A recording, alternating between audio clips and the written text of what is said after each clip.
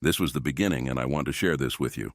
Before, when I prayed, I was praying from my own will. What I mean is I was praying from what was inside of me. However, the moment I agreed to intercede for people, places, and things, I realized something new about God. Wait, to be exact, I learned something new about God. See, when you pray, you travel. It was why I was sitting on the sofa praying and ended up on the floor on my face. The more I prayed in the night, the more I traveled in the spirit realms and, frankly, in the natural realm. I would end up facing a wall or in the hallway. That is when I realized what Pastor Hines meant about the test of burdens, and I want to explain this to you. You see, as I went weeks praying in the middle of the night, God would tell me what Satan had planned for people, places, and things. I was partnering with him to bring about what he wanted on this earth. It was a burden, but it was his burden that I was being given, and when I realized that and accepted it, wow, boy, things really started to happen. Listen, have you ever been with someone and something told you to pray for them? As soon as that thought comes into your mind, you feel silly, right? It's followed by other emotions and thoughts like, who am I to pray for this person? Well, that is God, moving you to help that person. You are tapping into his burden at that moment. For those of you who will say, why does God need me to help someone? It's because he gave man and woman dominion on this planet in Genesis.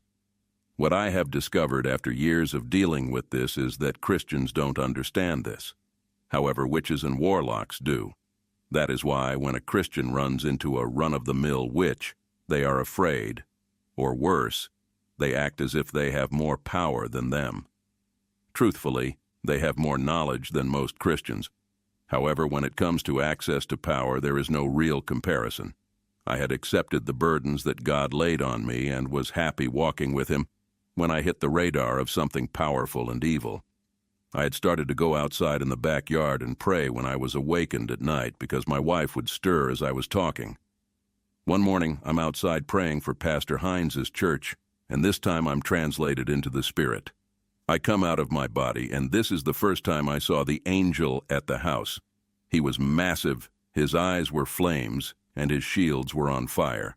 I'm looking at him, and he looks down and smiles. There were flames in his mouth. It was intense. Well, I see that, then next thing I know, I'm in this room with these women, and they are talking about Pastor Hines. They are plotting against him and the church. One of them says, the last time we sent someone into that church, they didn't walk for a week and he didn't even know she was there. I think it's a bad idea.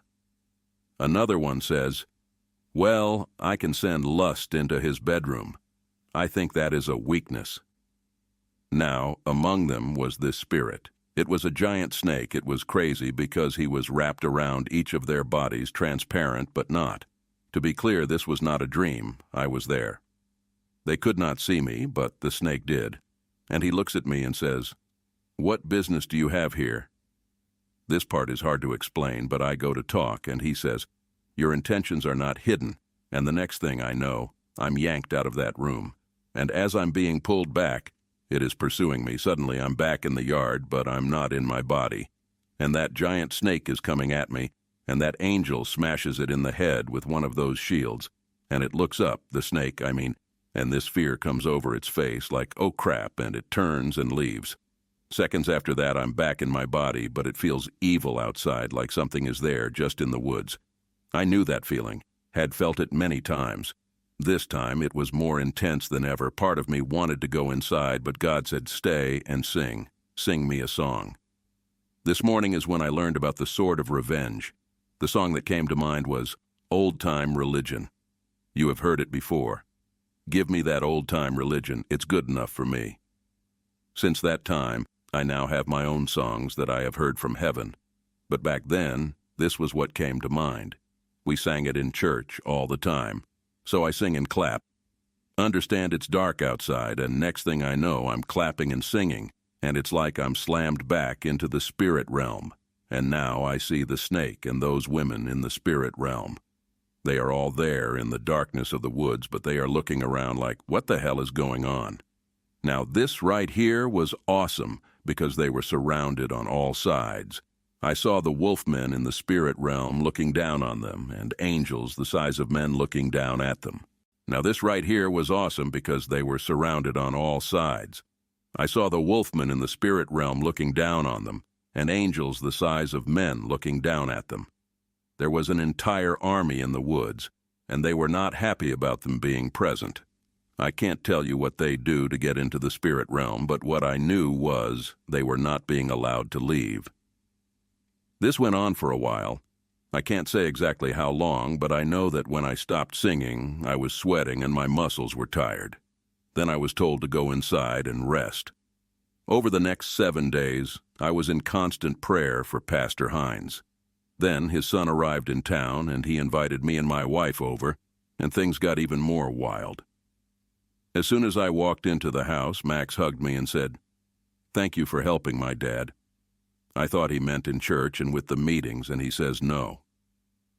I was told you were interceding on his behalf, and we dealt with the things in Africa that were stopping us from traveling to see him.